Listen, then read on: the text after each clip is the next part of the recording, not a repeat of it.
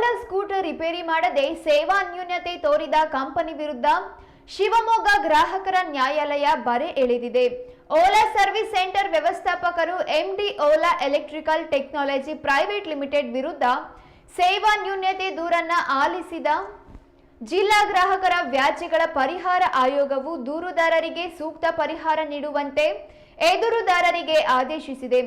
Battery warranty 8 ವರ್ಷಗಳು ಇದ್ದರೂ 90,000 ಪಾವತಿ ಮಾಡುವಂತೆ ಕೇಳಿದ್ದಕ್ಕೆ ಮಾಲೀಕರು ಗ್ರಾಹಕರ ನ್ಯಾಯಾಲಯದ ಮೊರೆ ಹೋಗಿದ್ದಾರೆ.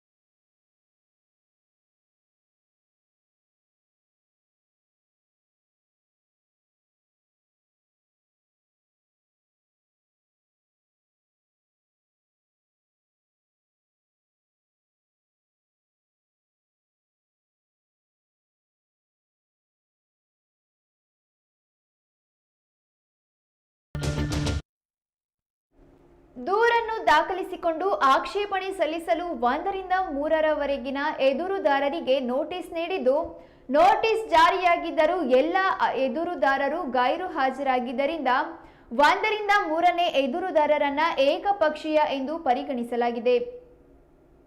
ಎದುರುದಾರರು ಸಲ್ಲಿಸಿರುವ ಪ್ರಮಾಣ ಪತ್ರ ದಾಖಲಾತಿಗಳನ್ನು ಪರಿಶೀಲಿಸಿ ವಾದವನ್ನ ಆಲಿಸಿ ಎದುರುದಾರರು ಓಲಾ ಸ್ಕೂಟರ್ ವಾರಂಟಿ ಅವಧಿಯಲ್ಲಿದ್ದರೂ ರಿಪೇರಿ ಮಾಡಿಕೊಡದೆ ಸೇವಾ ನ್ಯೂನತೆ ಎಸಗಿರುತ್ತಾರೆ ಎಂದು ತೀರ್ಮಾನಿಸಿ 1 ರಿಂದ 3ನೇ ಎದುರುದಾರರು ದೂರುದಾರರಿಗೆ ಜಂಟಿಯಾಗಿ ಮತ್ತು ಪ್ರತ್ಯೇಕವಾಗಿ ರೂಪಾಯಿ 67,348 ರೂಪಾಯಿಗಳಿಗೆ ದಿನಾಂಕ 18/1/2025 ರಿಂದ ವಾರ್ಷಿಕ ಶೇಕಡ 10ರ ಬಡ್ಡಿಯನ್ನು ಸೇರಿಸಿ ಈ ಆದೇಶವಾದ 45 ದಿನಗಳ ಒಳಗಾಗಿ ಪಾವತಿಸತಕ್ಕದ್ದು.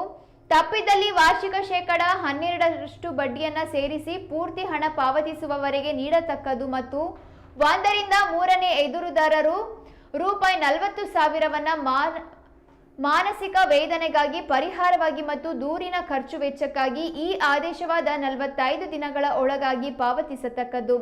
ತಪ್ಪಿದಲ್ಲಿ ವಾರ್ಷಿಕ ಶೇಕಡ 12ರಂತೆ ಬಡ್ಡಿಯನ್ನ ಸೇರಿಸಿ ಪೂರ್ತಿ ಹಣ ಪಾವತಿಸುವವರೆಗೆ ನೀಡತಕ್ಕದ್ದು ಎಂದು ಈ ಆಯೋಗದ ಅಧ್ಯಕ್ಷರಾದ ಟಿ ಶಿವಣ್ಣ ಮತ್ತು ಸದಸ್ಯರಾದ ಬಿಡಿ ಯೋಗಾನಂದ ಭಾಂಡ್ಯರವರನ್ನ ಒಳಗೊಂಡ ಪೀಠ ದಿನಾಂಕ 19/8/2025 ರಂದು ಆದೇಶಿಸಿದೆ.